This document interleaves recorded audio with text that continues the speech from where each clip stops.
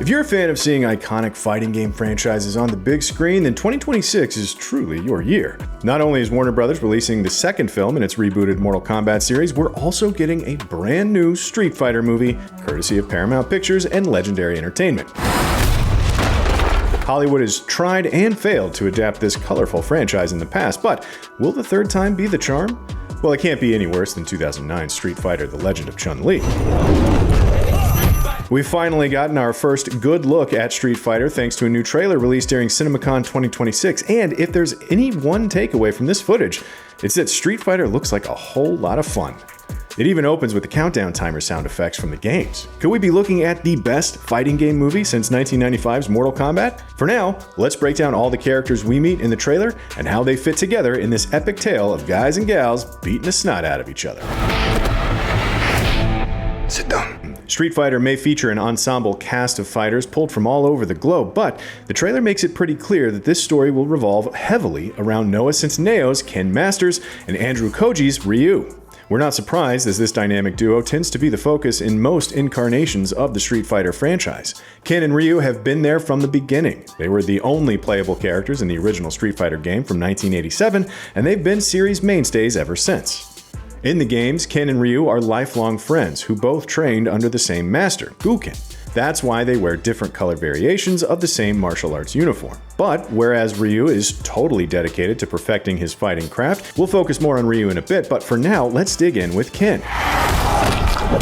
You win! The trailer reveals that the game is set in 1993, which seems to be an intentional nod to the original era of Street Fighter Mania in the early 90s. We can see from this footage that Ken has become a bit of a celebrity, even hosting his own show on MTV. What's up, MTV? I'm Ken Masters. But that fame seems to have come at a heavy price.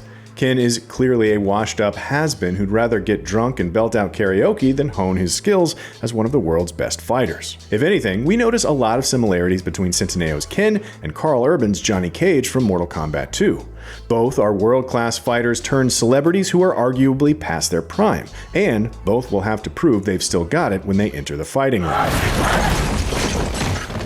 Ken features in a couple of cool Street Fighter Easter eggs in the trailer. We see him performing several iconic fighting moves from the games, including an obligatory Shoryuken punch, a rolling back throw, a Genrai kick from 2023's Street Fighter VI, and axe kicking a character we assume is El Fuerte. In another shot, we see him kicking and punching a car, a nod to those infamous bonus levels where players try to destroy a car with their expert fighting moves.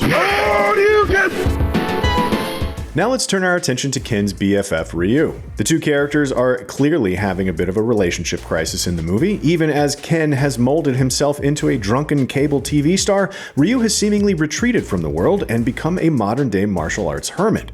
Ryu seems happy enough to be reunited with his old buddy, but not Ken. His first instinct when he sees Ryu is to bust out a flying kick. Ryu is the closest thing the Street Fighter franchise has to a main character. Again, he's a top-tier fighter obsessed with perfecting his craft, but though he's a good-natured warrior who's always eager to meet new opponents and test his skills, Ryu also harbors a secret dark side. That may explain why he's in hiding as the movie opens. Ryu may be afraid of unleashing the true power within. We get a taste of that power at the end of the trailer when we see Ryu summon one of his iconic fireballs and shout the word Hadouken. Street Fighter may be built around hand-to-hand combat, but many of the fighters have superhuman abilities they can bring to the battle.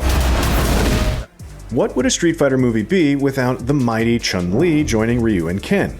This time around, this deadly Chinese fighter is played by Kalina Liang. Chun-Li was introduced in 1991's Street Fighter II and has appeared in most of the games since.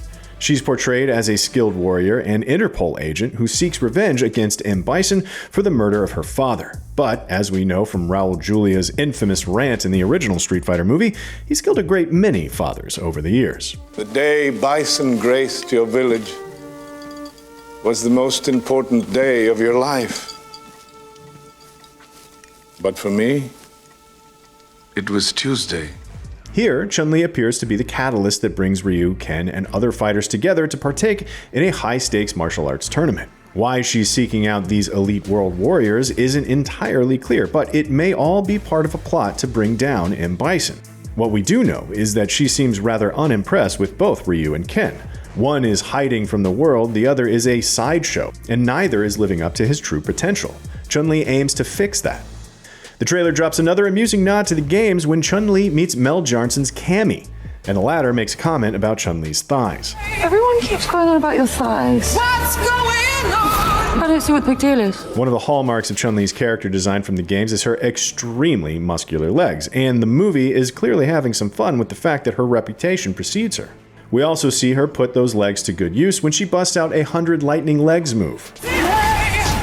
David Dastmalchian is playing M. Bison, the character we're assuming is the main villain of the film. Bison is definitely one of the most important villains in the franchise, dating back to his role as the final boss of Street Fighter II. Bison is a tyrant with aims of world domination.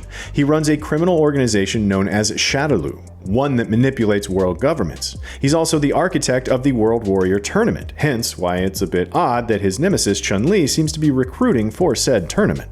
If the movie is anything like the games, we expect to see Bison try to recruit Ryu and possibly Ken to his cause. He sees the dark power residing within these warriors, a power that can rival his own psycho power. Bison is probably the main villain of the new movie, but don't count out Roman Reigns' character Akuma. Akuma is another major antagonist from the games with deep connection to both Ryu and Ken. Akuma is the subject of much fascination for Street Fighter fans, in part because he was introduced as a secret playable character in 1994's Super Street Fighter II Turbo. Akuma's name literally means demon or devil in Japanese, and he lives up to that name. He's the younger brother of Ryu and Ken's master Goken, and he seeks to harness a dark power known as Satsui no Hado.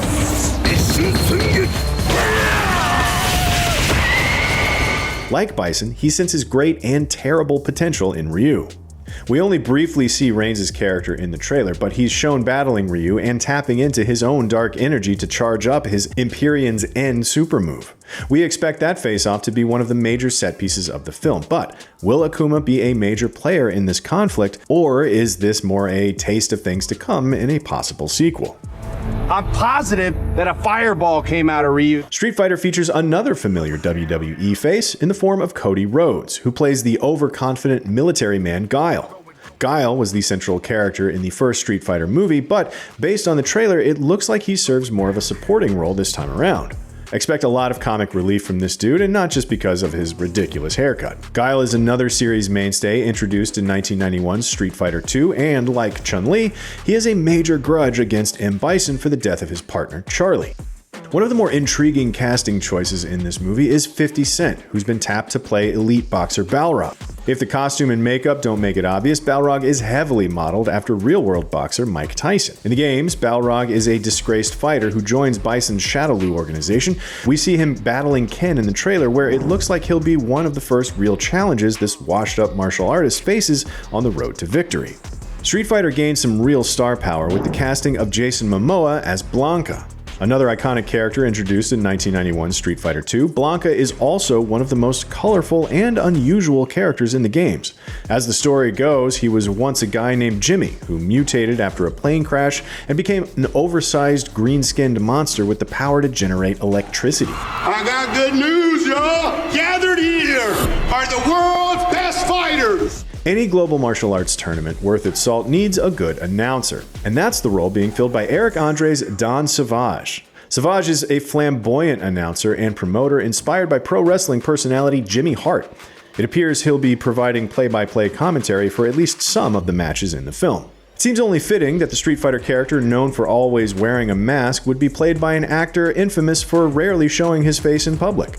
Orville Peck is playing Vega, a graceful but very deadly fighter who wields Wolverine-like claws. Vega is known as the Spanish Ninja, as his fighting style combines elements of ninjutsu and bullfighting. Street Fighter characters don't get much bigger or more imposing than Zangief, who's played here by Olivier Richters.